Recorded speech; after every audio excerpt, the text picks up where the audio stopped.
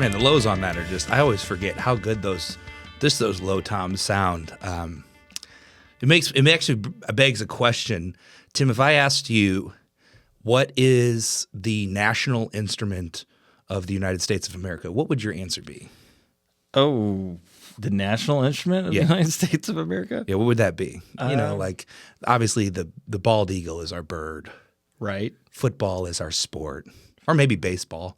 I don't know. I haven't actually researched any of this. We've evolved as a country. Yes. To football. I don't know what because I would be like, well, rock and roll, so I would probably say the guitar. Sure.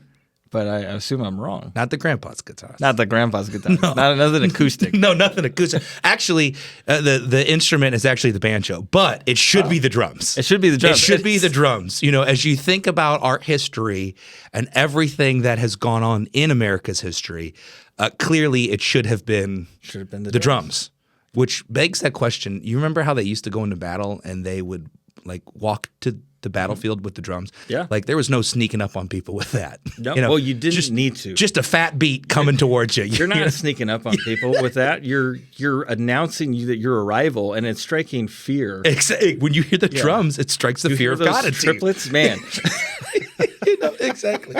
Oh gosh, I think that's how we ended. I ended the episode with Tommy on the last one. The armor of God was the most important part of the army is the drummer keeping time. There you go. Yeah. Right. Exactly. Yeah. Oh, that's too funny. Oh goodness. Wow, Brandon. Thank you for that, highlighting that, and the banjo. Yeah, Americana. Americana. It's where it is. You would think it. I mean, cajon, box drum, perhaps. I feel like Google got that one wrong, but well, they get several things wrong. So, and on a completely different topic than Google, but getting back to this great nation of ours, we're going to talk about a sensitive subject. Sure, and it's going to involve politics. Yes, and so I first want to just give a quick disclaimer: we, as a group, as a podcast, as a YouTube channel, as individuals, are not endorsing any specific candidate, nor are we intending to try to say that one thing is better than the other or anything like that. But we're going to critique some things, and we're going to talk through some things. Yes, and so we ask that if you start listening to us and you feel frustrated with what we're saying, listen to the end and see if you still feel frustrated. Right. And then from there, take it to God and ask yourself, don't take it to God and ask yourself, take it to God and ask Him. Yeah. Excuse me. What should I do with this, if anything? Right. Vote for Ralph Nader. Yes. Oh, do you remember that? Or was it Ross Perot? Who was the guy back in the 90s that was always? It was Ross Perot. Ross Perot was the middle guy. Yeah. And then Nader showed up after Perot. Yeah. Ross Perot. Was that Dana Carvey's character? Dana Carvey was half of them. Yeah. And because Dana Carvey was Ross Perot. Yeah. He was also George Bush Sr. Yeah. And now he's Joe Biden. Yes. Yeah. That's where I get all of my political insight is from Saturday Night Live sketches. So I do not. Because when he was doing those sketches, and maybe I just remember it was rose-tinted glasses because I was younger. Sure. I felt like they were satiring their body language and their attitude. Sure, and how they, sure, yeah. But today's comedic thing is really about saying one party is evil and one party is 100%. Yeah. It's totally a demeaning thing. And so to Tim's point, we're not going to try to demean anybody, but we also are we're not going to try to demean anybody. Yeah. We're gonna have a conversation. We're gonna have a conversation. And buckle up. Yeah, buckle up, cowboy. So you've probably already seen it because if you clicked on this anywhere, you saw the title is Christian Nationalism. Yes. Right? So we're going to try to define it a little bit, which you're going to see is difficult to do. We're going to discuss it and kind of how it's being discussed in our country today, and then maybe take away some things and see maybe what God has to say about church and government. So let's just start at the top. Christian nationalism, can we define it? And here's a definition I've pulled from somewhere on the internet. I didn't write my resource down here, so this could be made up. Usually it's an encyclopedia, it's I think it's Britannica. I was going to say, it's usually the British one. What's the British one? Oxford Oxford, usually Oxford. Oxford or Britannica is usually where I go.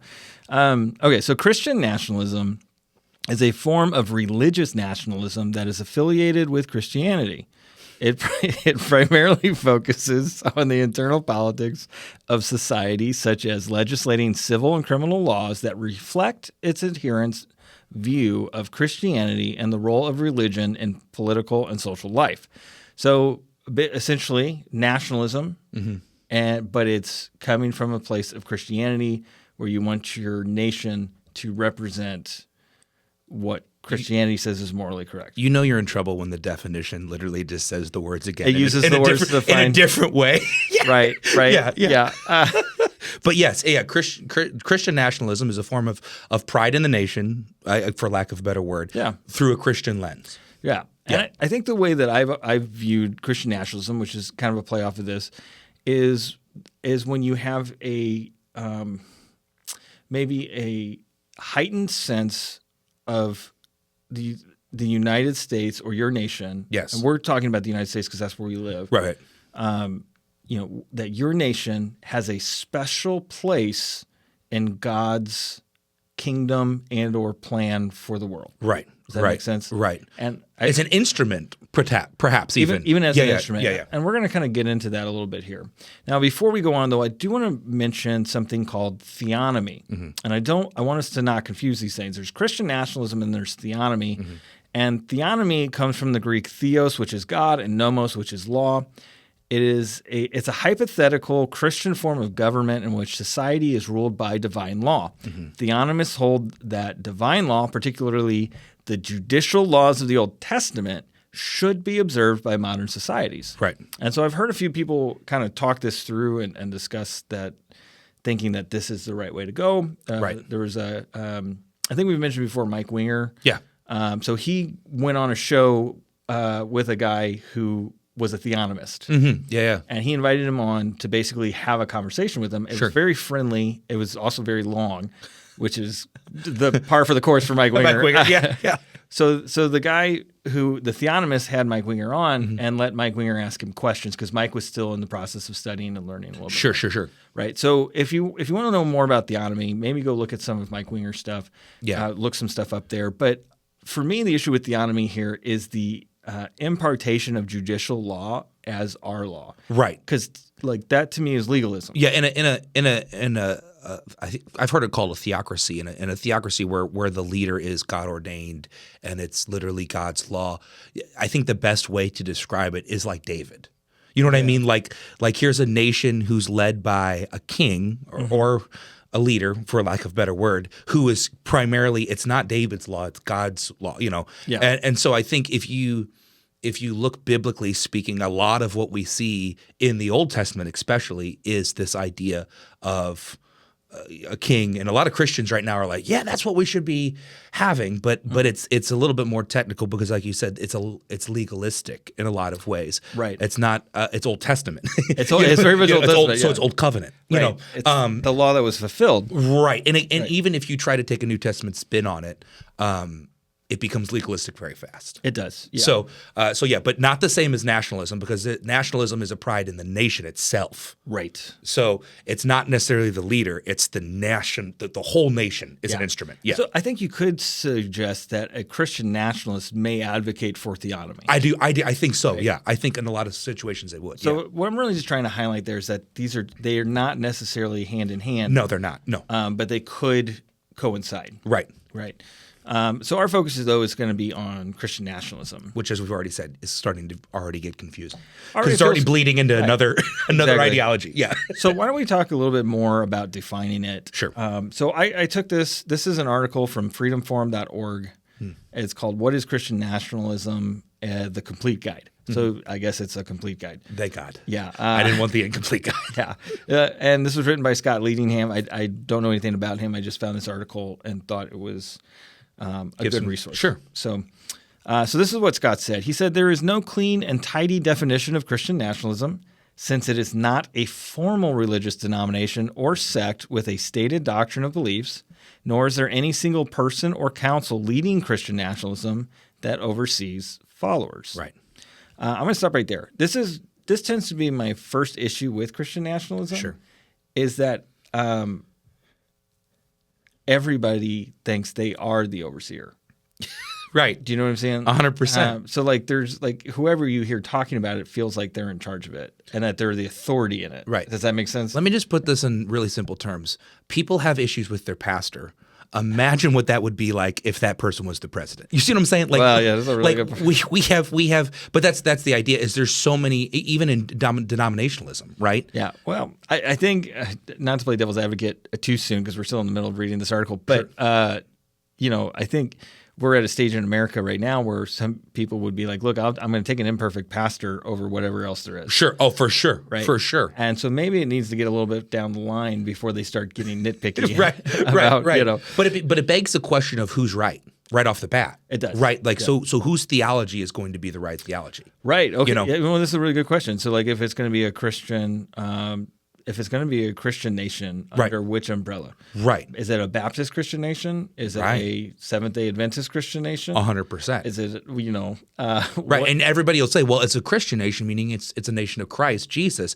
Okay, but a lot of people have a lot of interpretations. And some of those interpretations may be wrong, but still, you see what I'm saying? There's a slippery slope here of now it's not this very clean, easy bang. This is what it should be. And here's the thing. Everything that we do, like we've talked about this before, living by the Spirit is not easy. 100%. Yeah. Right? So we're not saying that because it's hard, it should be avoided. 100%. So I just want to put that out there. Okay. We're just saying it's not as simple as a lot of people make it out to be. Exactly. Yeah. All right. So continuing this conversation, generally, religious scholars, sociologists, and others who study Christian nationalism describe it as a belief that the United States is a country defined by Christianity. Mm-hmm. In practice, this means that the government should take steps to keep the country's Christian roots and identity intact. The government should advocate Christian values and pass laws and enact policies that reflect those values. The separation of church and state is not a formal law that should be followed. Mm-hmm. God's plan is for the U.S. to be a successful nation based on Christian ideals. Sociologists Andrew Whitehead and Samuel Perry use survey data of people responding to questions around those prompts and describe people more accepting of them as supportive of Christian nationalism. Their work defines it as being more about political outcomes than a specific belief in religion and spirituality. Right.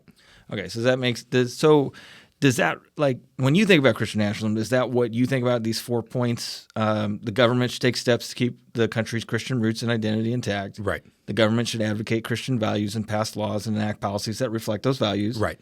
The separation of church and state is not a formal law that should be followed. And God's plan is for the U.S. to be a successful nation based in Christian ideals. There's some that I would probably say, I don't know. Again, this kind of goes back to our initial point. Everybody defines Christian nationalism in its own way. But I think the one for me that really stands out, as I would say 100%, is the idea, that second one, that the government should advocate Christian values and pass laws. Mm-hmm. I feel like when I talk about or think about or talk to what I would have conversations with a self-proclaimed Christian nationalist, that's what they're talking about, is we need to be influencing politics in a Christian way. And I think even the last idea that God's plan is to be a successful nation based on Christianity, I think those are the two that really, I would say universally, Christian nationalists would latch onto to say, yes, our laws should be Christian, and we as a nation should be honoring God as Christian. Yes. For me, it's that last point is the one that I immediately jump to. That sounds like Christian nationalism to me. And I think the second point is the vehicle by which they get to the 100%. Get to the first point, right? Yes. Because God has a plan for us, right, to be a successful nation. We have to. The only way we can do that is we have to stay in these. We have to make sure all of our laws and values are Christian. Right. Now, there are also some issues that, as I read this, there's part of me that's like, well, heck yeah. Sure. Right? Right. The government should advocate Christian values and pass laws and enact policies that reflect those values. Sure. I agree with that. I agree with that. Can I ask you why? Because I think this is important. I think this is something that a lot of people struggle with. Why do you think that? Why do I think that that's what the government should advocate for? Well, there's a couple reasons. Sure. And I think the first thing I think that's important for us to point out here is it's really about where do we get our sense of morality from? Exactly. And where do we get our values from? And you and I have talked about the moral 100%. That kind of the moral law, the moral conundrum, and Yes. the argument about if there is no, okay, the Nuremberg trials are a great example. Sure, right? for sure. So with the Nuremberg trials and the Nazis are on trial for being awful, Right. and the trials kind of come to a halt because the German defense basically is, this is our culture. Right. Gassing Jews is our culture, and who are you to 100%. say that our culture is immoral? 100%. Right? And the argument that got Nuremberg back on track was there's a law higher than cultural law. 100%. And this is why I love the Constitution. Sure. Right? So try to hear me out on this. I love the idea that our government and the founding of our nation is based on a specific document Right. that we look back to Right. as our guideline. Right. Right? And sometimes it's problematic. Sure. And I think it can sometimes be problematic in the same way the Bible can be problematic Sure. in that you have to apply it to a new era. Sure.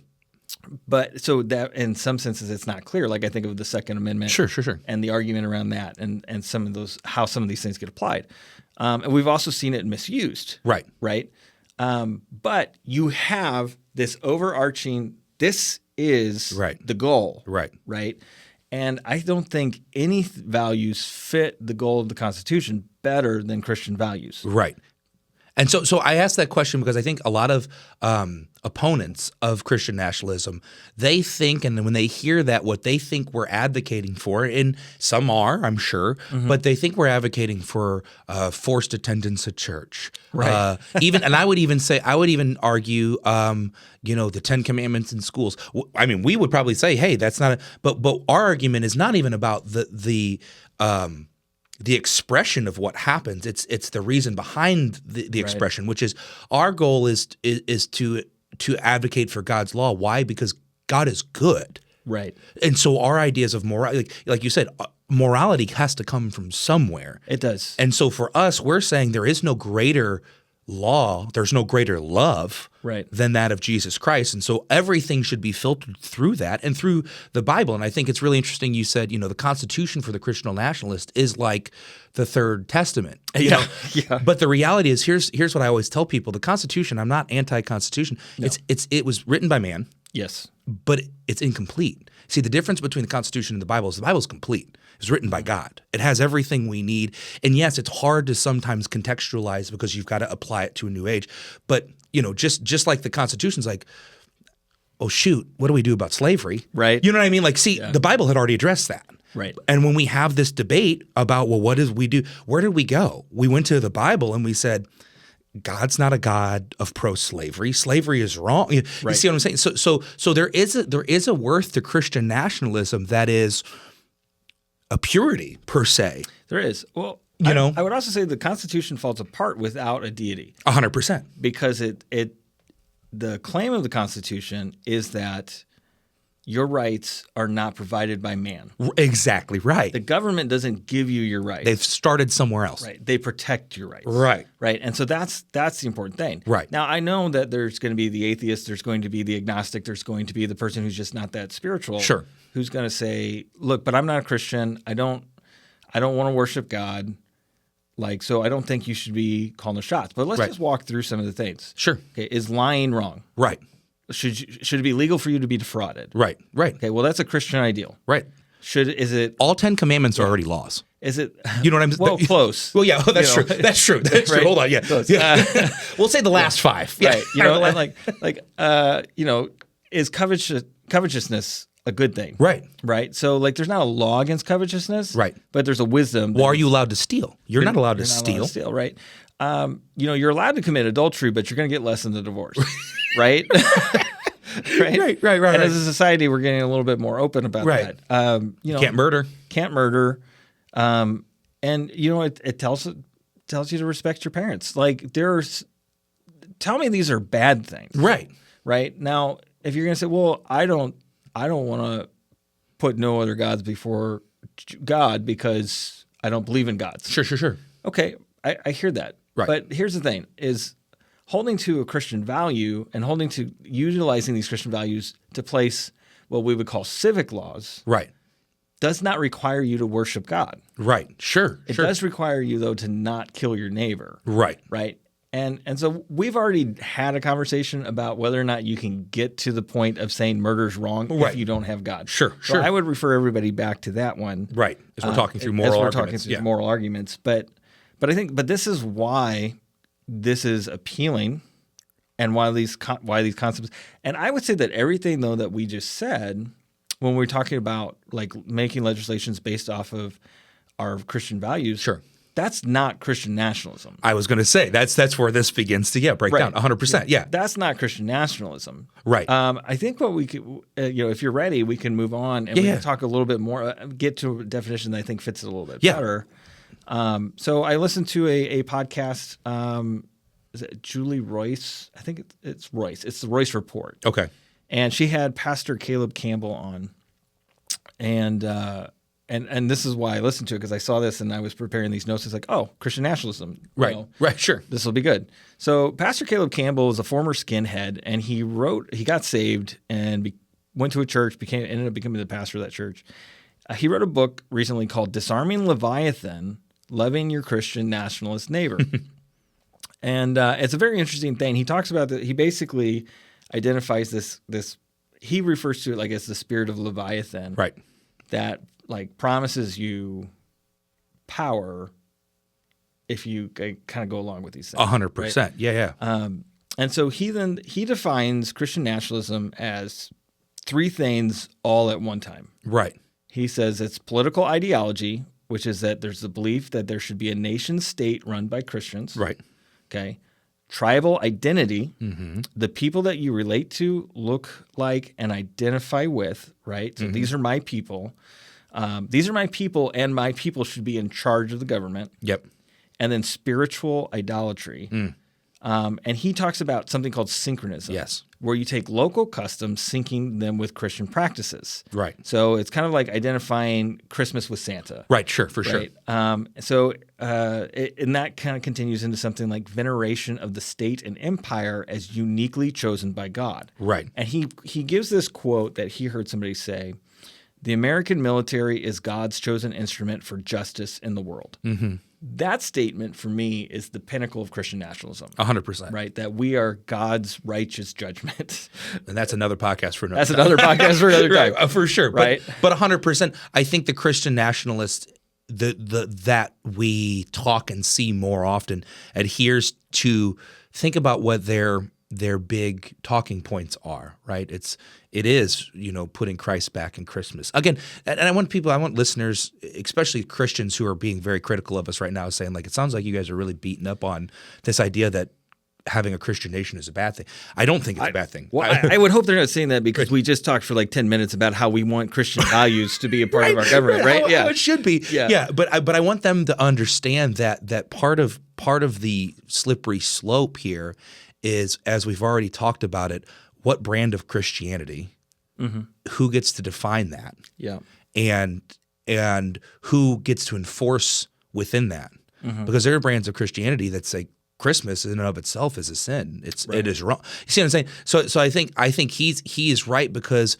it's funny, the Christian nationalist is advocating for a lot of these things, but it really boils down to that. I really like that definition he used of tribal identity. Yeah. Because if it's your tribe, I think back to JFK, right? He's the first Catholic president of the United States, and everybody was up in arms that there was a Catholic in the office. Right. And I remember thinking to myself, I wasn't around, obviously, but when I learned that, I was like, so that was a big deal? Because for me, at my point in this life, in this culture, I was like, he's Catholic. Right. I kind of grew up thinking Catholics ran everything. Right.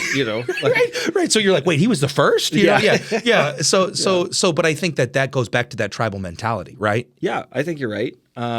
Because I say that to say, when it comes to candidacy, we're looking for the candidate who sounds like us, talks like us, walks like us, and carries the same values as our tribe. Right. Or in some cases, I think there is some cases, I think of the current situation that we have in the Republican Party right now, and evangelicals supporting the Republican candidate. I think a lot of evangelicals would tell you, I don't see myself in the candidate. Right. But I believe that he's going to be putting forth a platform that I do see myself. It goes back to the laws. Right. And it goes back to that. Yes. Right.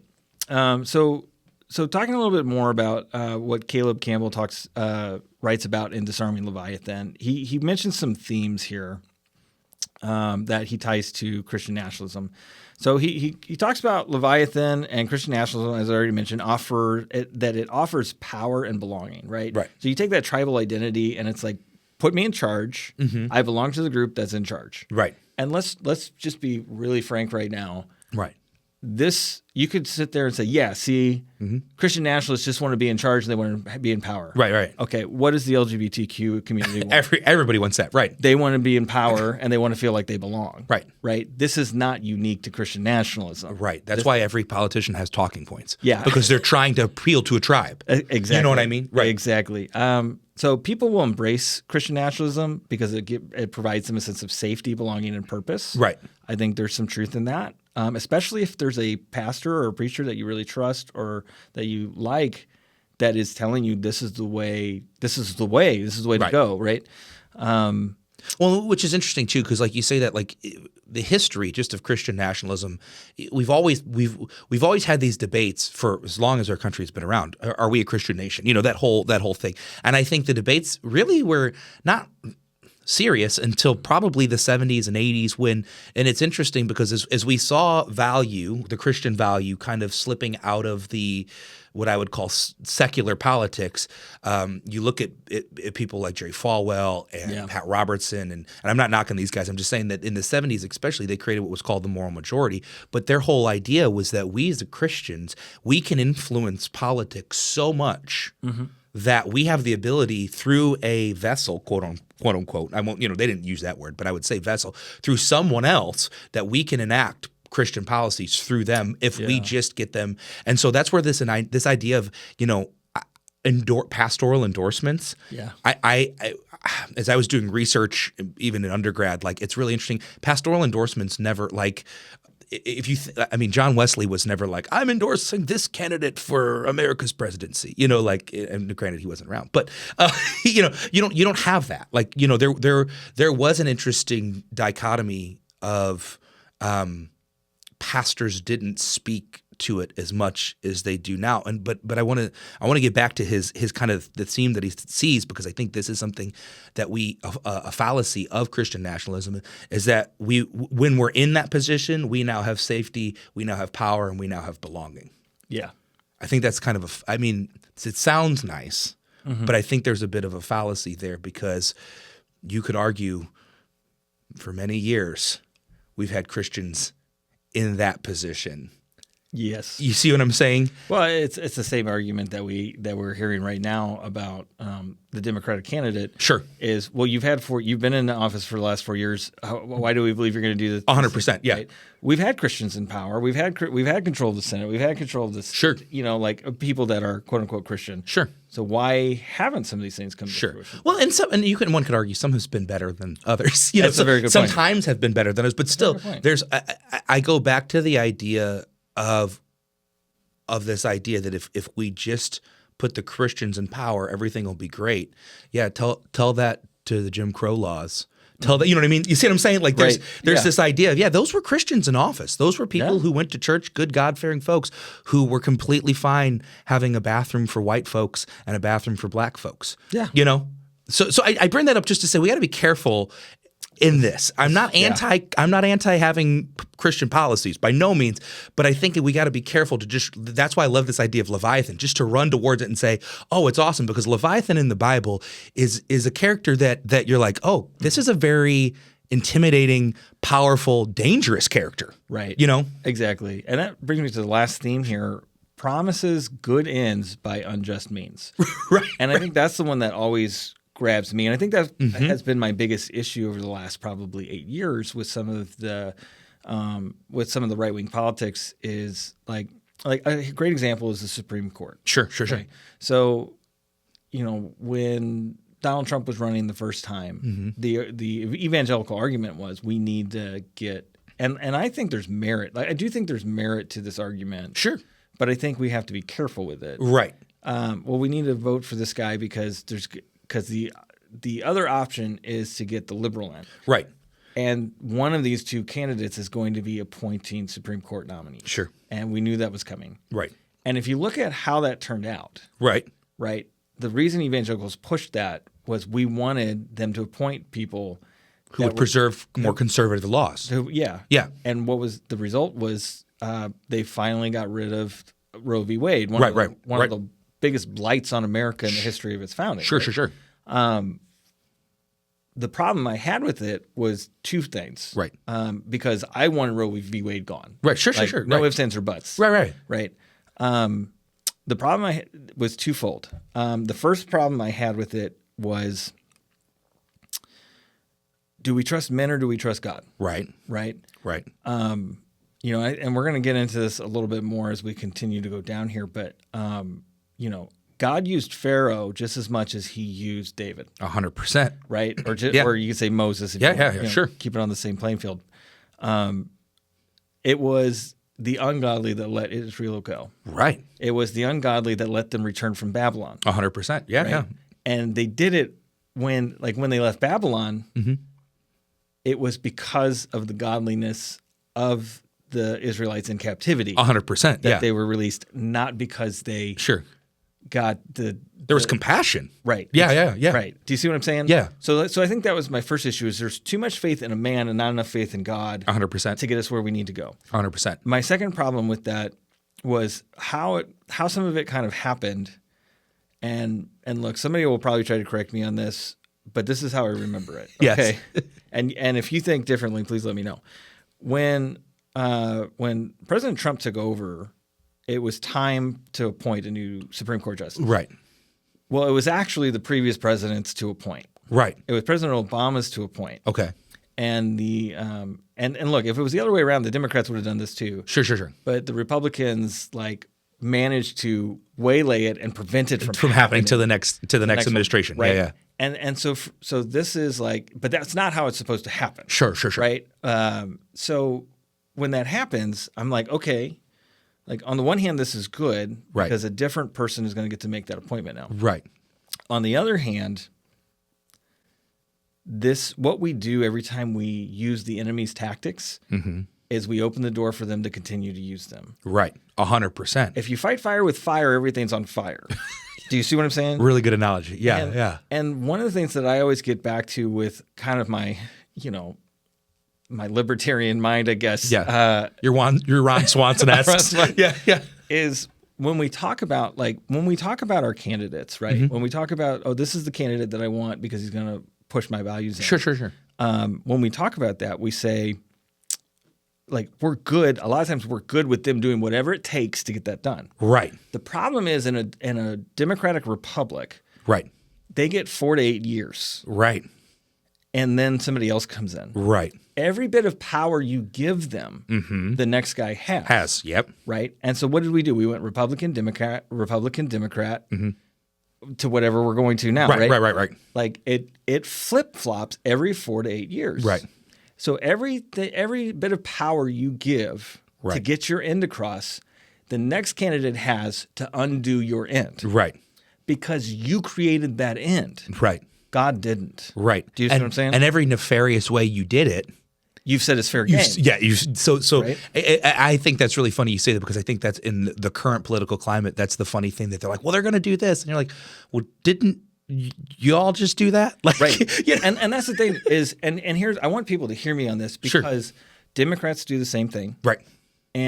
But the reason why I'm more critical about Republicans is those are my people. Sure, 100%. Yeah. I grew up Republican. I grew up conservative. Right. Sure. I have evangelical values. Well, and that goes back to this idea of a Christian nation and Christian nationalism is there's a difference that should be at play here. It's not about a political party. It's about Christian value. Right. And Christian value doesn't get sacrificed for political party. You see what I'm saying? For political gains or whatever. And so I think it's really funny you say that too, because in the world we live in today, especially as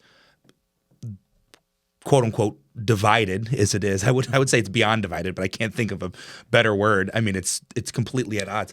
Yeah. It's funny how you always say you point the finger and there's how many fingers pointing back at you? It's 3. Is it 3? Yeah, and then It's not 4. It could be 4 if you're well, one's a thumb anyway. yeah. It's not a finger. So, but there's always more fingers pointed back at you than there. And I think that's really funny. As I watch these political ads, as I watch these debates, they're constantly pointing the finger at each other, and I'm like, well, wait a minute, hold on, for both candidates. Yeah, there's problems everywhere. Right. And I think even the Christian nationalist is going to admit that. Sure. And you know what? The secular nationalist, which if I'm coining that phrase for the first time, I hope it sticks. Because I think we're going to get to this. Oh, where we are. Is like that's what the other side is, right? Sure. So a couple more things here. When we talk about getting good ends by unjust means that Caleb Campbell talks about, it's when you start feeling like turning the other cheek doesn't get you anywhere. Right. And I think this was a big talking point when Donald Trump became very popular. Was he wasn't going to take no guff. He wasn't going to turn the other cheek. He was going to hit back just as hard as he was. Right. And it was something that people wanted. Right. And it would be a whole nother podcast to talk about the why behind that. But is that in line with Scripture? Right. We need to protect God through dominance. Yes. Right. This is the mentality. We need to dominate so that they don't take God out of everything. 100%. Yeah. Right. And this is very much he kind of draws the parallel to think about Peter, who draws his sword to protect Jesus. Mm-hmm. Think about that for a minute. Right. I need to protect God with violence. Right. And I'm willing to cut off an innocent bystander's ear. Right. To achieve my goal. Yeah. Exactly. Because it doesn't matter what you have to do as long as you get the end. Right. The end matters, right. Right. So what he says you should do if you are, in relationship with a Christian nationalist is that you should love them, that you should talk to them. When you talk to them, you should be humble, not combative. Yes. This is just great advice regardless of who you're talking to. Anybody. Doesn't matter. Yeah. In fact, if you're a Christian nationalist who thinks that we're full of it, this is how you should react to us. Right, 100%. Right? Okay. 100%. Be humble, not combative. Be reflective. Right. Try to get to the heart of what is that rooted in for that person. Right. And then become a servant. Be a servant for those people. I think that the thing for me when it comes to Christian nationalism that always rubs me the wrong way isn't the idea of God inside government. I think he's always kind of been. I mean, he is the author of government. He is. So in my mind, that's never been the. I think for me, the issue has been, especially more recently, is where we're like you said, we're willing to overlook unjust means to meet the end, but not only that, we're willing to idolize the person. Yeah. I think that was the thing that really rubbed me in the last election really wrong was the Bible says that every politician is used by God. Mm-hmm. Good or bad, God, and I think that's what's really funny is, and I'm not here saying that he is or isn't, and I'm talking about Trump because he was the last guy last time. Or wait, I guess it was Biden the last time. So I guess before that, when Trump was running, before that, this is the third time he's running. Yeah. I can't keep him straight, But the first time Trump ran, I remember everybody was like, "This is our savior." Now, I do think he was able to enact some Christian values into court systems, but that was the one thing that started to rub me the wrong way was that he was the guy, like you said, he was the sword, right? And you're like, but Jesus. Part of that was, Jesus is the sword. Jesus is the sword. He's the word. The word is the sword, right? And it divides, not us or our ideology, or people. But like there was a really big spiritual emphasis put on that, and I really felt like it de facto became Trump. Yes, because the real emphasis started before Trump came on the scene, for sure, and it really was centered around Hillary. 100%. Clinton, who was the nominee on the Democrat side. Yeah. And how she was essentially the spirit of Jezebel. Right. And like the evil forces of darkness were attempting to use her and other Democratic candidates to destroy this great nation that God had founded. Which I love because that's really how Jesus would respond to someone, call him a Jezebel and, Well, he might. I mean, it's not out. He threw tables over. He did throw some tables. He had some choice words for the Pharisees. But he also, I was going to say, but that's where he was often the most critical, was not with the woman caught in adultery. It was with the guys that were going to stone the woman, Right. But oftentimes we look at them as the religious. That's Sure. not true. Sure. They were the self-righteous. Sure. And that self-righteousness, I would absolutely put that on every Democratic 100%. candidate ever. 100%. And I would also put it on a lot of Republican candidates, quite frankly. Sure. You know, it's not to call one party out. Right. But like when you look at, like, there is a self-righteousness. 100%. Right? You had a president Right. who defends his Catholicism, Yeah. but is denied communion because he supports abortion. Right. Right. He finds his righteousness in his own actions. Sure. Not in what God has told him he should do. 100%. Right. Which boils down to the heart of Christian nationalism comes back to morality. Yeah. And in whose morality are we following? Right. And well, I think, yeah. But with Christian nationalism, where the problem becomes is how you want to enact it. Oh, 100%. And what you're doing with it. It's about morality, but it's not about how moral we are doing it. Right. You know what I mean? Yeah. It's about being the one that gets to say what's moral and what's not. 100%. So why don't we read some scriptures? Yes. Because we're supposed to be a theology podcast, not a political podcast. So 1 Samuel 8:4-9, I think, sheds some light into kind of how God views governments. Mm-hmm. And so this is the prophet Samuel, and I'll just read it. Yeah. Then all the elders of Israel gathered together and came to Samuel at Ramah, and they said to him, "Behold, you have grown old." And I hope nobody ever does that to me. "And your sons do not walk in your ways. Now appoint us a king to judge us like all the nations."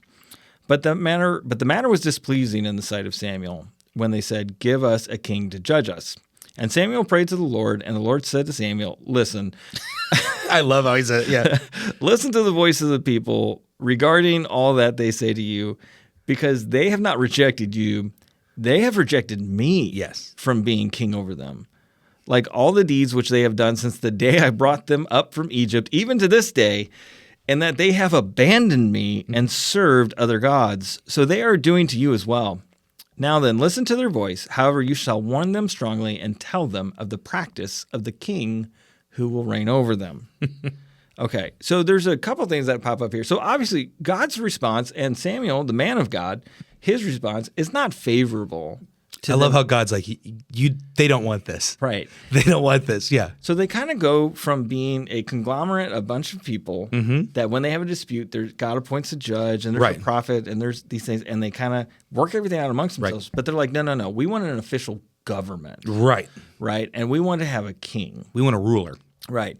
And here's the first thing here's the first point of why it's wrong. Well, let me first point out why maybe there's some validity in their request. Sure. The person they do trust is old and is going to die soon. Right. And his sons who are supposed to take over. No heir. Yeah. Well, he has sons. Right, but they're not walking in his ways. Yeah, they're not walking in his ways or God's ways. They're not good people. Right. So they've lost faith in God's church. Right. Do you see what I'm saying? Sure, for sure. So they need something different. Which the irony there is that it's always been the case, right? Since the beginning of Judges, every single judge has been appointed by God in the time of need. You know what I mean? Like the faith has always been weak, and God has always provided. Yeah. You know, so it's funny that they're like, "Oh no, you're leaving. Who's gonna be our judge now?" Right. And all they need to do is think back, "Oh, well, this was the judge before them, and this was the judge before them," you know. So instead, though, what they do is they're like, "Well, what would be a good way to do this?" Right. I know. Let's do what all the ungodly people do. Right. Yeah. This is what they say. They give us a king to judge us like all the other nations. Yeah, they wanted to be like everybody else. They wanted to do it the way everybody else does it, right? And I think that was the thing that, like, this one really popped out to me when we go back and we were talking about fighting fire with fire. Right? Like, well, we want a candidate who's going to give it back as good as we get. Right. And like, I agree, like, in the course of my adult life, sure, you know, Christian conservatives and evangelical conservatives and Republicans get just dumped on. Sure. Right. And called every name in the book. Right.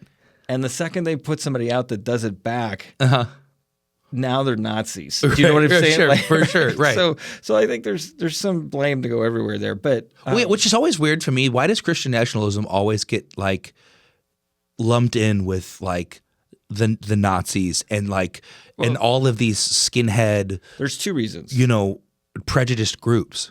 There's two reasons. The first one is that fascism is considered a right-wing ideology. It just was, right? Sure. So when you say you're on the right or Right. you're right-wing, Right. I think you're being a little disingenuous, but it's, Sure. that's the first drawing point that somebody would Makes a little sense. The second one is that any person that you need to vilify, what is the worst thing you can think of? Right. Yeah. Right? Especially politically. Right. Yeah. Yeah. It's a Nazi. You got to call him a Nazi. You're a Nazi, Yeah. right? And it's funny because like I have friends that do that. They go around and they'll say things like, "Oh, it's always okay to punch a Nazi," and like they'll just yell at people and call them Nazis. Yeah. And I remember a long time ago there was a guy who was doing that, and it was on Facebook, so it was civil, Right. He was basically arguing and going back and forth and telling people they were awful people Yeah. if they, and this is another point. It's like we hear people say like. I hear Democrats today say, remember when you guys had respectable candidates as Republicans? Right. It's like, oh, you mean George W. Bush, who you called a war criminal?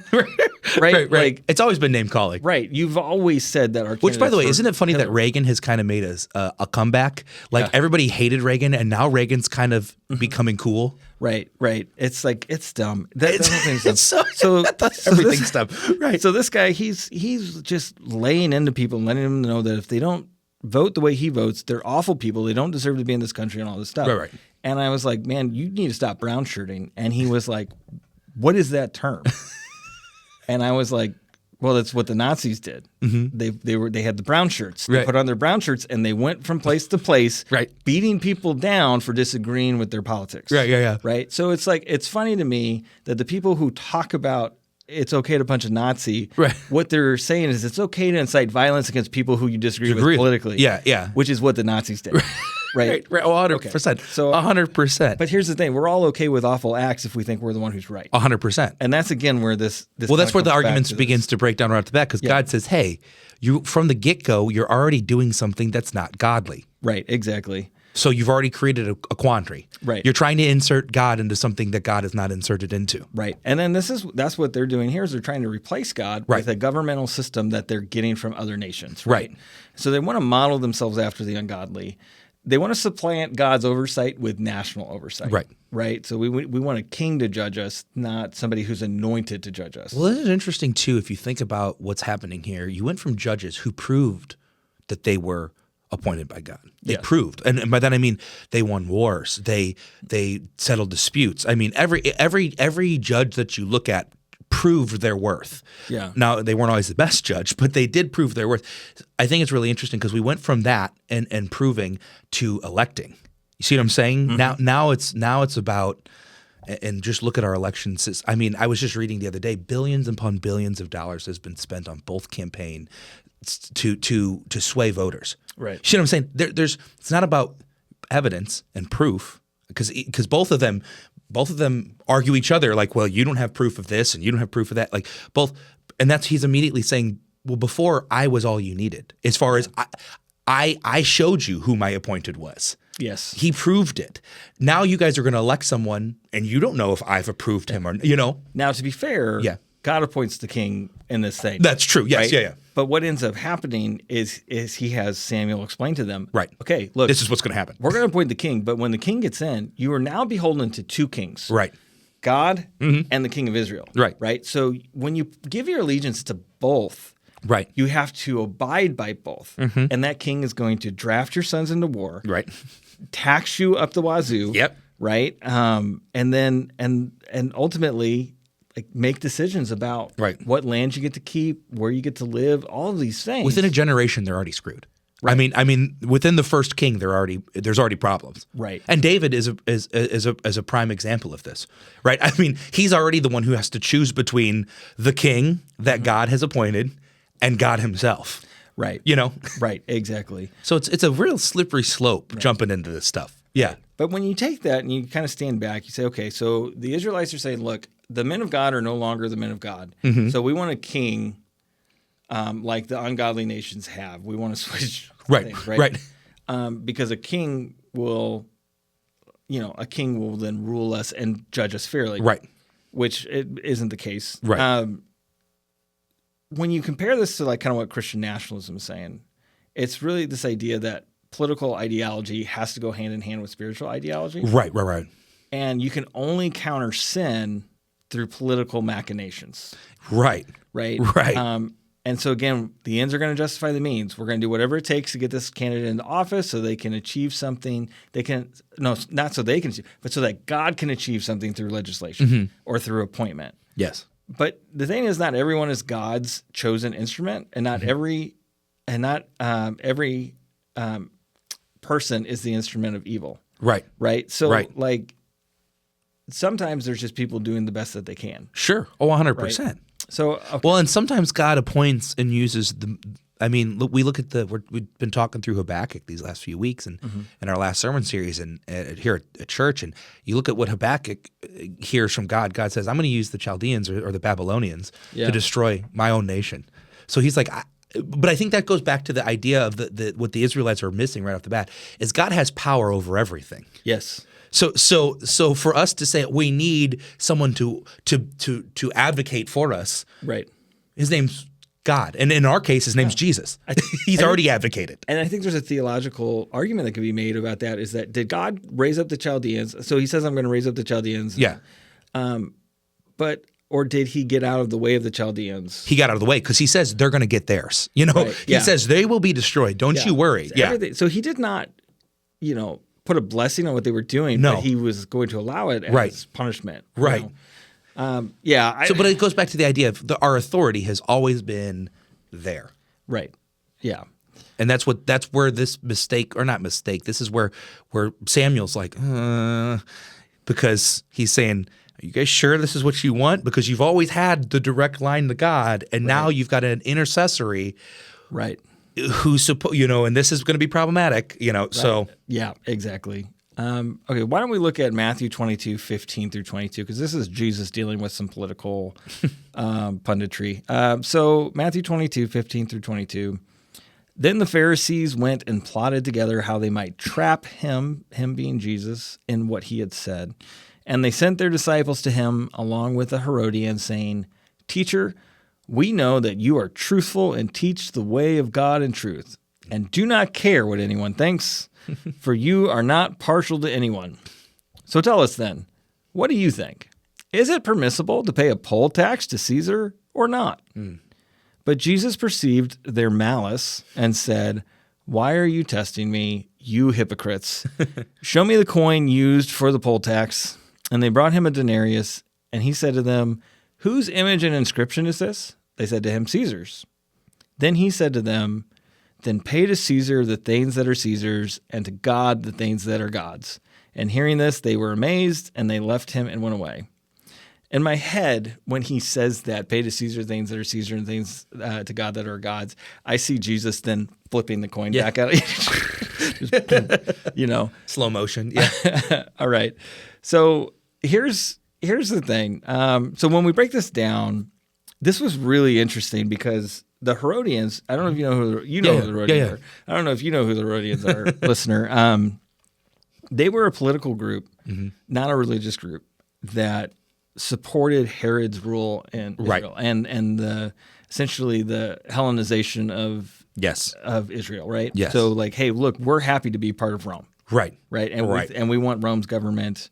Because Herod was kind of content with being a quasi-governor who was the head of the Jews, but didn't have to deal with the Jews. No, he was really just kind of living a life of hedonism. He was, exactly right. But the Herodians don't really get along with the Pharisees in general. Yes. Because the Pharisees believe that Israel should be a sovereign nation. Right. Right? And that we shouldn't have to pay these taxes. Right. We being the Israelites. So they don't really agree. Right. So they come together, though, and they merge like what their spiritual ideologies are with what these political ideologies are, and they try to trap Jesus. Right. You're going to annoy one of them when you answer this question. Right. But when he says, so they're like, look, if he says don't pay the tax, right, then the Herodians are going to be like, oh, see, he's against Rome. Right. If he says pay the tax, then the Pharisees are going to be like, oh, see, he supports Rome. He's not a Messiah. Yeah. Right? He's not going to deliver us. And instead, he kind of says what Samuel was to say to the Israelites. When you have a king, you're beholden to both God and that king. Right. Right? So give to them what's theirs, give to God what's his. Right. And what's interesting about this text too, and I was just thinking about this, is it centers around a coin, right? It centers around currency. Yeah. And I think what's really interesting is I was just reading an article about how we have weaponized American currency around the world, right? And how we use everything's based on the American dollar, trade, everything. So when the dollar goes down, the dollar goes up. When markets are, everything's off of the American dollar. And isn't that interesting? Because that's one way we achieve immorally our way. We're going to withhold aid. We're going to withhold food. We're going to, you know what I'm saying? Like as far as governmental things go, which really interesting because here Jesus right off the bat is like, money's not it's meaningless to me. Right. You give that to Caesar. Give to me what's real. You know, and I think it's really interesting in the light of our politics today because even back then Jesus was like, I have an authority you don't even understand. Right. You know, and it's not rooted in currency. Right. And what he's saying is commit to each authority that which they have authority Right. over. Right. Look, Caesar's got his own image. Right. So pay to him his image. I love when people always, especially in the church, are like, well, you can't say that or you can't do that because they might take away our tax exempt status. And I'm like, so? Are we going to fail if that's the case? I mean, like, you don't think God's going to bring us more? Right. You know what I mean? Like, I'm not worried about taxes. Right. I mean, he told me I'm going to pay him. Right. And I'm actually supposed to, because when you do that, what you're doing inadvertently is and this is what Jesus said, you're being a good witness. Right. You know, you're removing the stumbling block from your secular brothers and sisters. You know what I'm saying? Like, if we as Christians really want to make an impact, it is not to go along with what they're saying, but it's to honor them in the game. Right. You see what I'm saying? Like I've always said, like I would love to see a political like pundit get up there and be like, really like this candidate. I think he or she is a good guy or a good gal, and like just praise them. Because everything is just so about tearing them down. Because that's so, you know, like I feel like I just feel like we're so cruel in our politics. Yeah. And I feel like that in and of it, and I know I'm getting on a little bit of a tangent here, but I feel like that's the thing that like that Jesus, even here, he called them hypocrites. He called the self-righteous hypocrites. But everybody else who's sitting in there like, oh, what do we do, Jesus? What do we do? He gives them, you honor them, but you honor God. Yeah. You don't stop honoring God when you honor them. In fact, by honoring them, you honor God. And that's how he gets out of this quandary here of he angers no one but the people who ask the question. You know what I mean? Yeah. And no one else is flipping tables after he says that. They're like, oh, interesting. Yeah. You know? Yeah. Yeah. So I think again, like dealing with, so as we kind of wrap up dealing with Christian nationalism, right, as we continue this conversation, like the point we're trying to make here, and the thing that I really want to make, the point that I really want to make about this, and I'm going to highlight here with Matthew 24, 4-8, is that we should not be using the name of Jesus or God as the twisting mechanism of our brother's arm. 100%. To get them to believe the way you believe politically. Sure. Right? Or to do the thing that you think is political. Now, I'm all for having a passionate debate about whether certain policies are right or wrong. Sure. Or good or evil. Sure. I am not okay with a I'm going to beat you over the head with this. Right. Or well, if you don't vote this way, then you don't believe in God. 100%. Right. In fact, I was really struggling with this. I was listening to, I'm about to actually get to a quote here from one of these podcasts I was listening to from a man of God that I really like, but he had a podcast with the author of a book, and the name of the book was like Silence is Consent. And the whole thing was about if you're not using your vote to combat things like abortion, then you're consenting to it, right? And what struck me was how much that was alike to the messaging I've heard from liberals about if you don't do this, then you're a racist. If you 100%, don't do this, then you're a bigot. And like there is some principle in that, right? There's some principle in that God wants us to be a defender of those who need defending, and God wants us to stand up for those who need to be stood up for. And there's some stuff that happens in the Old Testament where it's like, look, if this happens and you do nothing, you're culpable. Yeah, 100%. Right? Yeah. Like, so there's truth in that. Sure. What's not okay is to question somebody's salvation, Right? Because they're not sure where they're landing on this, Right? right? Well, and it's hard too when you talk politics, because if you talk about the sin of omission, which is what the Bible talks about a lot of, which is he who knows what is wrong, but doesn't do wrong, but also doesn't correct it. This is harder because in the political sphere, it is tribal, and it is communal, and it is local, and it is national. You see what I'm saying? Right. It's not just you and your buddy. It's you and so there's a lot more conversation that has to take place. Well, the thing that interests me about this, and maybe I'm tangenting too much here, and I'm not trying to critique or say that, because here's the thing. I will never apologize for being anti-abortion. Sure. But like the same person who said that if you aren't voting to abolish abortion, right, then you're permitting it, right, and that's sin, right, has also said, well, we have to take the wins we can get. So even if this bill still allows for abortion, but abolishes 80% of abortions, then we need to take those gradual things. Right. And like I can see some wisdom in that. Sure. And I can see how God moved the people of Israel from awful to good incrementally, right? Sure, most certainly. But doesn't that go against what you just said? Right. Right. And there's a division amongst Christians right now about whether or not they're truly abolitionists or if they're incrementalists. 100%. Yeah.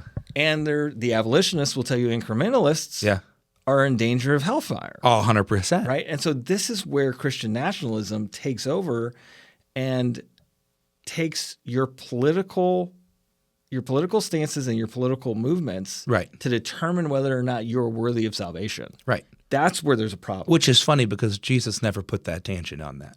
He did not.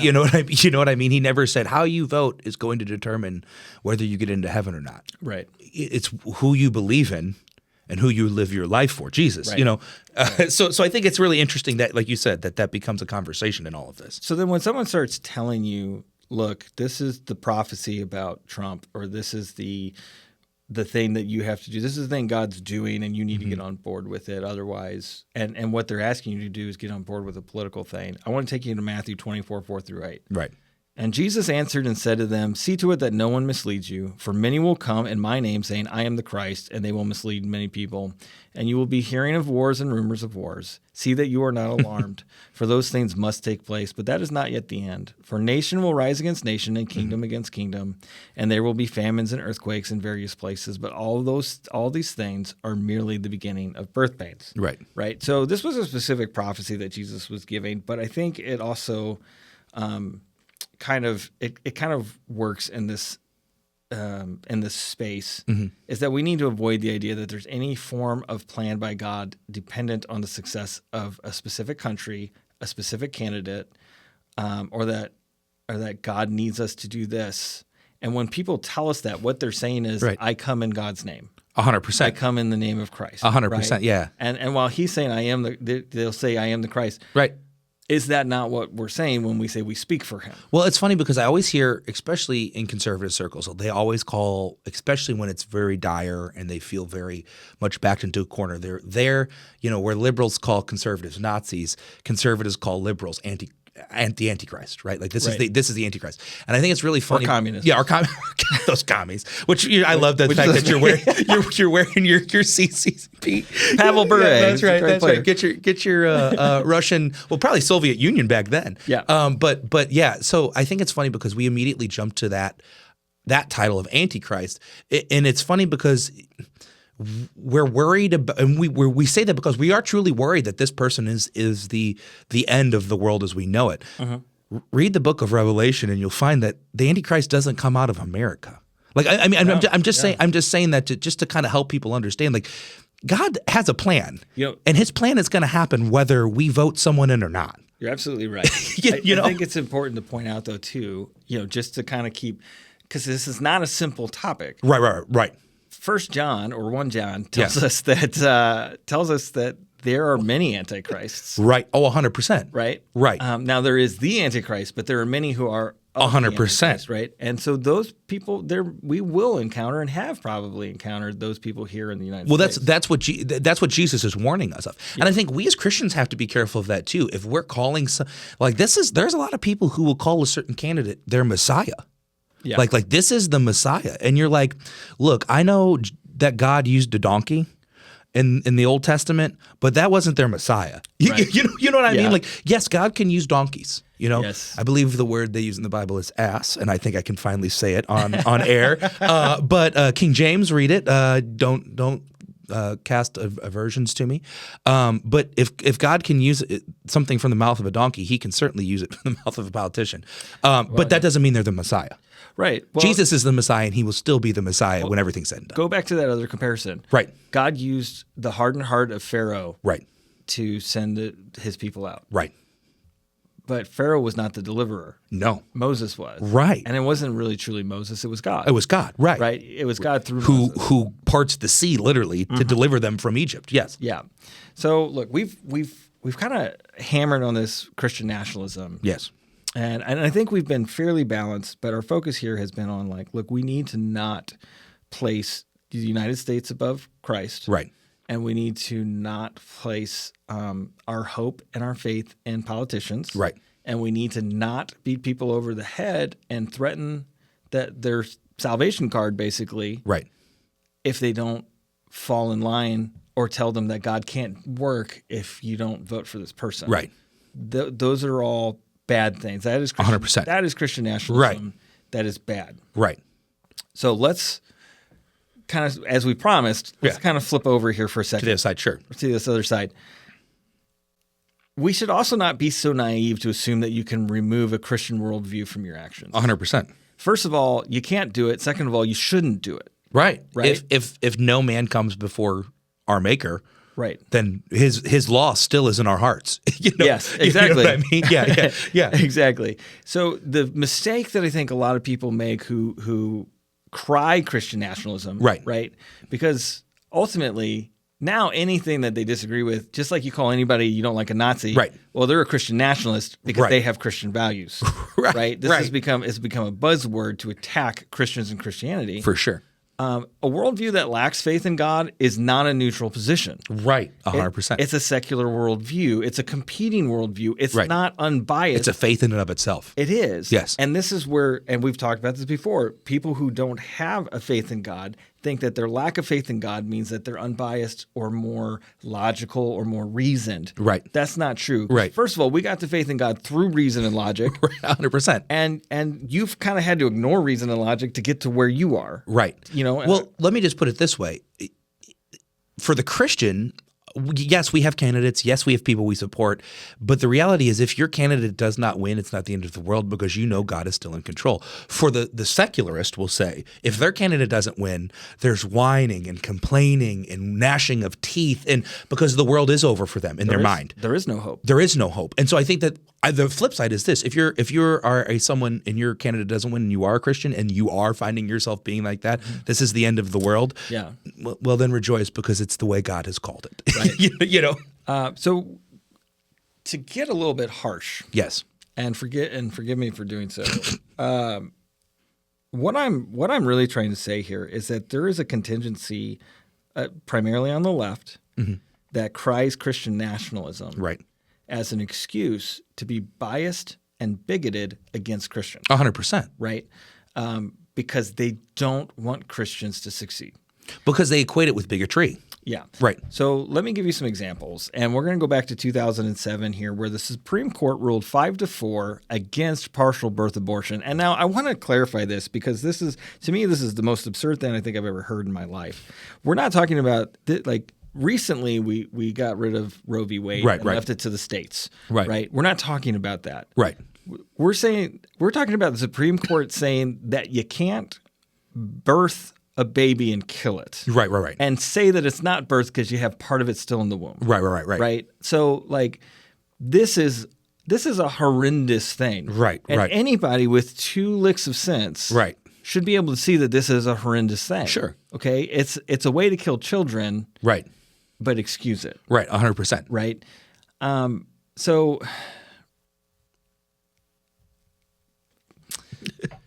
Jeffrey Stone from the University of Chicago Law School wrote an article entitled Our Faith-Based Justices, and you can find this online or at their website. And in it he said, what then explains this decision? The decision being to ban partial birth abortion. Here is a painfully awkward observation. All 5 justices and the majority in Gonzales are Catholic. The 4 justices who are either Protestant or Jewish all voted in accord with settled precedent. It is mortifying to have to point this out, but it is too obvious and too telling to ignore. Ultimately, the 5 justices in the majority all fell back on a common argument to justify their position. There is, they say, a compelling moral reason for the result in Gonzales. Because the intact D&E seems to resemble infanticide, it is immoral and may be prohibited even without a clear statutory exception to protect the health of the woman. By making this judgment, these justices have failed to respect the fundamental difference between religious belief and morality. Okay.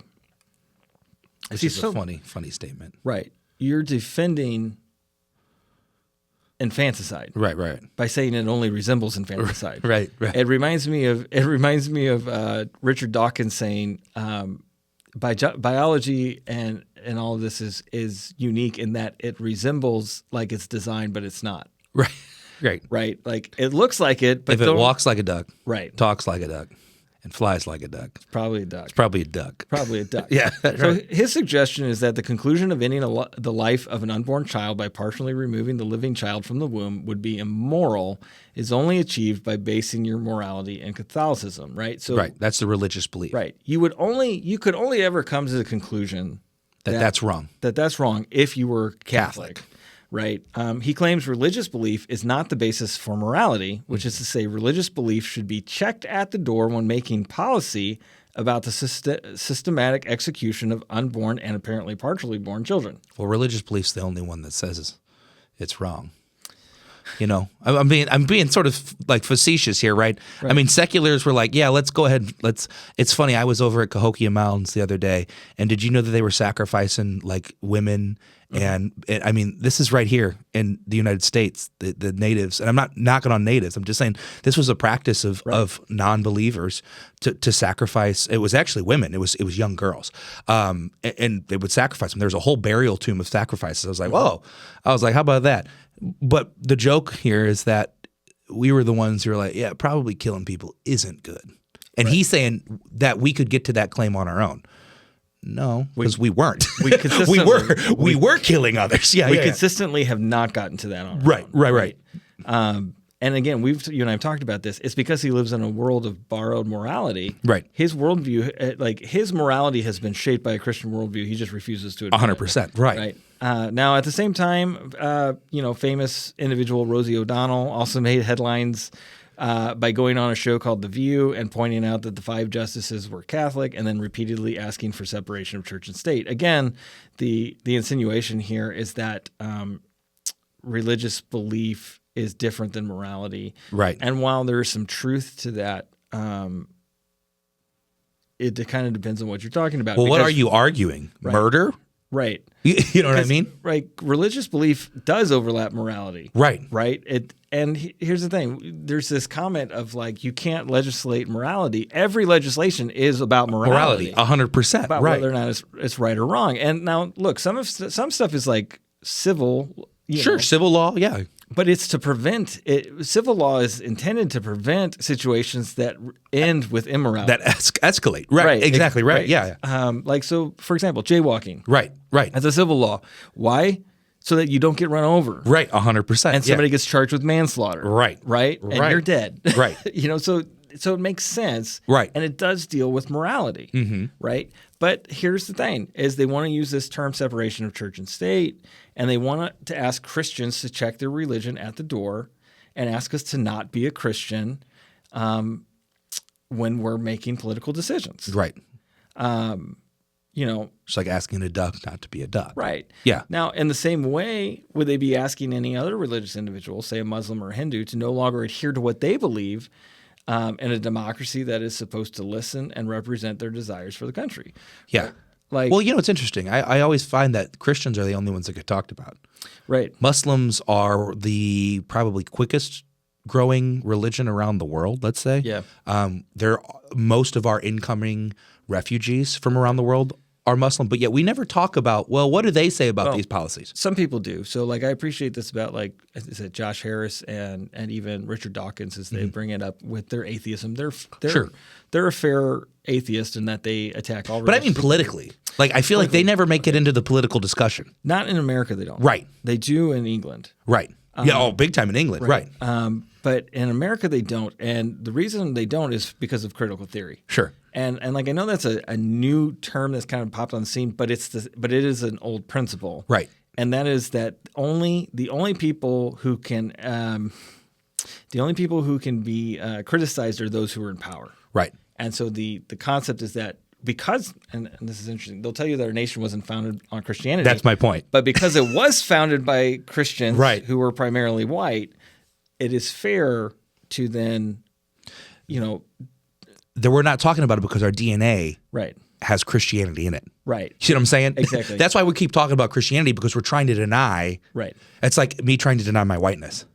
Whatever that may mean. You know what I mean? Yeah. Like we may not be quote unquote a Christian nation in the way we think, but we have Christian principles throughout it. We absolutely do. And this is the thing. To ask somebody to check their beliefs at the door when they go into a voting booth is to ask them to only be like you. Right. And it's honestly, it's a biased way to look at things. It's a bigoted way to look at things. And you're saying that your views are not valid, and your point, you don't have a right in this country to vote your conscience. Well, and it's impossible to do as a Christian, because as a Christian, if you truly are a born again believer, you have said my entire essence of life on this earth from this point on is about one thing: Jesus. Right. And so you can't. There is no separation ever. Yeah. Whether you're getting coffee, driving in the car, or voting in a voting booth, it's always about Jesus. There's a lyric in a Stave Saker song. Yes. Where he says, "You wouldn't ask me to turn my back on anything if you believed that I believed." Right. And what happens is you don't believe people. Secularists don't believe that we believe what we believe. Right. And they also don't understand what it means to have belief in something or to even have a conviction of something. Right. Like, belief means you're going to act like it's true. Right. And they're like, well, it's okay if you believe it as long as you don't act like you believe it. Right. Well, then I don't believe it. Right. It's okay to have this conversation in your homes. Right. But it's not okay to bring it outside of your home. Right. And we're saying, but that's everything. And I'm going to go back to the Muslim here. I mean, let's look at our Muslim brothers and sisters. I mean that literally, because we are all of God's. Now we're going to talk about ideology in a little bit there differently, but they are God's children in the aspect of God created even Richard Dawkins, whether he wants to believe it or not. Let's look at them, and the way that they live their life is so countercultural, but we accept that. Right. Because they're not the oppressor. Exactly right. In America, Christians are the oppressor right. in America, right? And which is really funny and absurd, especially when we get. That's what I'm saying. Exactly right. Where we're going. Right. So why don't we look at Colossians 3:23 through 25? Whatever you do your work heartily as for the Lord and not for people. Yes. Knowing that it is from the Lord that you will receive the reward of the inheritance. It is the Lord Christ whom you serve. For the one who does wrong will receive the consequences of the wrong which he has done, and that without partiality, right? So you do everything as though unto the Lord, including how you vote, including how you live your life, including what policies you support in politics, right? Right. And because you're doing it for the Lord and not for people around you, not caring, then I can be a Christian conservative who also criticizes Trump, right? Because I don't care. It has about nothing. What people say. I care about what God says. Christianity has, and I think this is what the nationalists really, in the negative sense, really fails to understand is Christianity is not a party. Right. It's I don't know how to say this. It is a lifestyle. I mean, right. it is you can be critical of the person, even as you say, hey, they might be the one who supports more. I can still be critical of them. That's why I always get when people are like, oh, he's the Messiah, he's the Savior. And I'm not just talking about Trump. I'm talking about any candidate, because I feel like the way our world is going, we're going to see a lot more messiahs. You know what I mean? A lot more people who are going to save us from Save this nation. Yeah, the dreaded secularism that's coming. I think that's where I cringe, because I say that our allegiance first and foremost is to the true Messiah, which is Jesus. Can God use a donkey? Yes. Can God, so I think that's where we as Christians, and especially Christian nationalists, have to be willing to be a little more critical. We do. Because we accept and we overlook fault. Right. And say it's okay because he supports my agenda. Because he's supposed to, yeah. Right. The ends justify the means. Right. No, we need to find a better way to get people who represent us into office. Sure. And here's the thing. I know liberal friends are going to be like joyous to hear me say things like, I can't stand Donald Trump. I'm not a fan of his. Sure. As a person. I think he has done some and acted in some horrendous ways. Sure. Right. And they're like, see, well, yeah, you're right. Right. And it's like, okay, you have not provided me anything better. Right? Because the last couple of candidates you have given me, while they have been well-spoken, they have also been full of deceit. 100%. They have also been disrespectful, though they do it with more polish. Sure. Right? And they sit on a platform that advocates for the destruction of unborn children. Right. So, don't tell me you have a moral high ground just because Trump's a jerk. Right. Well, I've actually heard, and this is a decent argument. I won't say it's the right argument, but I've even heard that people are like, well, part of the reason why I like Trump is he's not. He might be a liar, but he's not lying in who he is. Like he doesn't. He's genuine. Yeah, he's genuine, and I'm like, well, but his genuine still kind of sucks. Right. Like his genuine is still kind of a jerk. Right. But yeah, I think that's what's being said here is so important for us to understand that nothing trumps our Christendom. Right. Nothing trumps that. Right. You don't put anything ahead of Christian. I mean, literally in this context, nothing trumps Jesus. Right. Yeah. But I think it goes beyond just politics. It goes into ideology and what's the word I'm looking for? Identity ideology as well.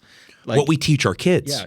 You're not a white Christian. You're not a black Christian. No. You're not a heterosexual Christian. You're not a gay Christian. Right. You're not a Republican Christian or a Democrat Christian. You have to just be a Christian. Right. And those other things need to be informed by the fact that you're a Christian. Right. Right. And what that entails and what it means. Right. Right. And where we get in trouble with Christian nationalism is co-opting what that means. Right. Right. So let's look at 2 Corinthians 10, 3-6. For though we walk in the flesh, we do not wage battle according to the flesh, for the weapons of our warfare are not of the flesh, but divinely powerful for the destruction of fortresses. We are destroying arguments and all arrogance raised against the knowledge of God, and we are taking every thought captive to the obedience of Christ, and we are ready to punish all disobedience whenever your disobedience is complete. Mm-hmm. So we are instructed as believers to do everything, even vote, as if we were doing it to the Lord. Right.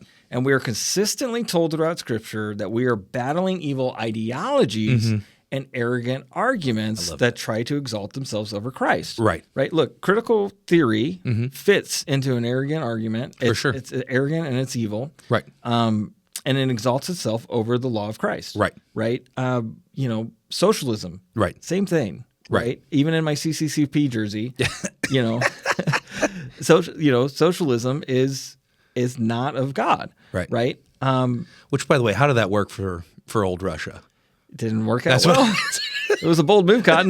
Didn't work. Did not work. Let's see how this pays off. Right. Yeah. But the thing is, when we look at that, right, it's easy to think, Putin's the enemy. Right. It's easy to think Donald Trump's the enemy. Right. It's easy to think, Kamala Harris is the enemy. Right. It's easy to think the DNC is the enemy. 100%. It's easy to think the RNC is the enemy. Right. That's not true. Right. Ideologies are the enemy. Right. The spiritual principalities are the enemy. Anything that is evil against God's will is the enemy. Is the enemy. Right. Our goal is not to tear down the people who are bought into the ideologies. 100%. But to demolish the ideology with good theology. And the arrogant argument. Right. Which is flawed, is what it's saying. Yeah. Right. Our goal is to help bring, and I think that's where a lot of Christians miss it.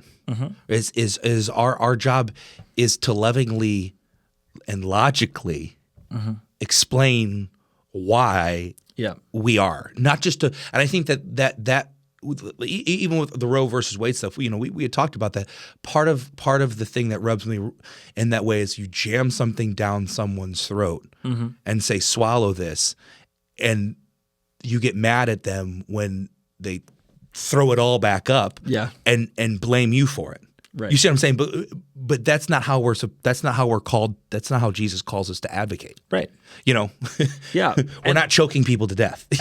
And that's the thing is we are not and have not said that you shouldn't advocate for Christian values. You should always. And for those who think that like we should check our Christianity at the door, I want to read you this quote from this is Frank Turek. Yep. On his podcast, I Don't Have Enough Faith to Be an Atheist. And this episode just came out early October. What if I don't like either candidate? Right. So you can find that at where podcasts are. But he said this, and I thought it was really insightful. What Christians have done over the past 2,000 years politically. Let's start when Jesus ascended to heaven till now. Christians have politically abolished slavery, gladiatorial combat, and death games, temple prostitution, kidnapped brides, wives as property, infanticide, child labor, child marriage, child sex abuse, child prostitution, class distinctions, and now in some states, abortion. Aren't those worthy causes? Yes. So why do we do it? We do it because we love God. 100%. Right? So, like, again, these were Christian values. Right. And even if you are, say you're pro-abortion, right, of the list that I just read, you're going to find 4 or 5 or 6 things in there. They're like, oh, yeah, that was a good 100%. thing. That was a good thing, right? So maybe we're right about the other thing too. Well, it's funny because I think as we look at this, we kind of are like in a time of Samuel, where the problem for a lot of folks out there is they're worried in both camps, both secular and not and believers. They're worried that our successor, the good guy, has left. So now what do? Well, we want to get a king. We want someone to help us. I think it's interesting because if you look at where we're at as a nation, we'll just say now we're trying to pick the lesser of two evils, or we're trying to find someone who we agree with more than the other, because that's what we try to do. But it's funny because we make this error every single time. We overlook the flaws. We overlook all of the things that they are human. Jesus is not. The church also is human. And I think that's funny because a lot of people blame God for all of these terrible things, but really it's people. The church is screwed up. Let's be real. I mean, not saying necessarily my church or all churches, but there are churches out there who have ruined the kingdom of God. Yeah. And they will be held accountable for that. Yeah. But just because you have church hurt in your life, or there is something that I'm speaking to people who are anti-God at this point, just because you have church hurt in your life, or there's something that you blame God for, remember, those were people. Yeah. God did this. This is what God did. People created slavery. God created liberation. You see what I'm saying? And I think that's what's so funny is we live in this context where we look to people to do that, but yet they're all flawed. Yeah. Everyone, including my candidate, your candidate. What was it, Ralph Nader? No, Ross Perot. Ross Perot. They're all flawed. Even the libertarians. Yeah. But Jesus isn't. And I think that's where we always miss it, is when we begin to put our faith in man and not faith in God, we let these things slide. Yeah. Because I think that's, again, it was Christians who were saying, slavery isn't right. We need to do something about that. And it created a war, actually. Yeah. But it was Christians. So I think Turk is so spot on, though, is when we take away the church, and I mean this in a weird way, but when we take away the church and we look at Christ, the one the church is supposed to be following, the one the church is supposed to be emulating, that's what we're called to do. Yeah. So it's not about what Brandon says on Sunday morning about who you should vote or how you should vote. It's about what Jesus says, because this is all the stuff that Jesus has advocated for over the years. Yeah. Absolutely. All right. Let's take a second and let's recap everything we just talked about. Yes. And then we'll close it out with how we should behave going forward, or what we might consider doing going forward. So first of all, Christian nationalism is a form of legalism that insinuates your Christianity is tied to specific candidates, policies, and political machinations. Accusing all Christians of Christian nationalism for refusing to set aside their religion is a straw man manipulation. Yes. Right. Separation of church and state is about keeping the government out of religion and not keeping religious ideals from entering legislation. Right. Some people think the First Amendment and the Establishment Clause is intended to prevent the religions from government control, but it is also intended to protect those religions from non-religious control. Right, 100%. Right.